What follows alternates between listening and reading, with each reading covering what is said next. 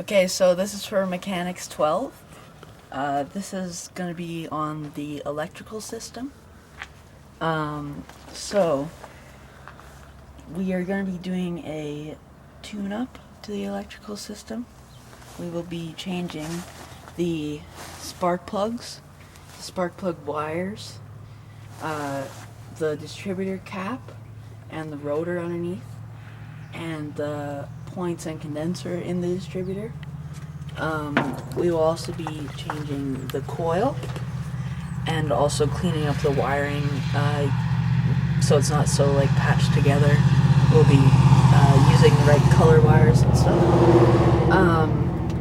And then we will be putting a ground strap from the engine to the frame because it doesn't have one right now.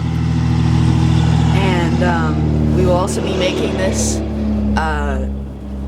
a black ground wire for the battery like it's supposed to be. And also, so yeah, we will be cleaning up we'll also be rebuilding the starter. We will be changing the starter Bendix.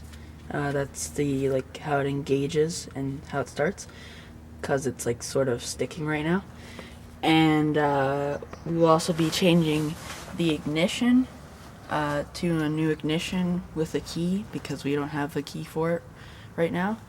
And then we will also be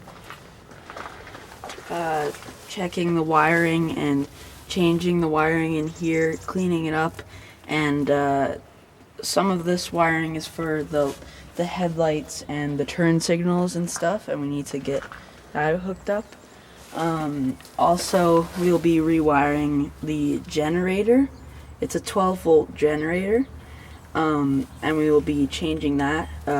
Not changing the generator, but changing the wiring to it because it's just all old and crusty and stuff.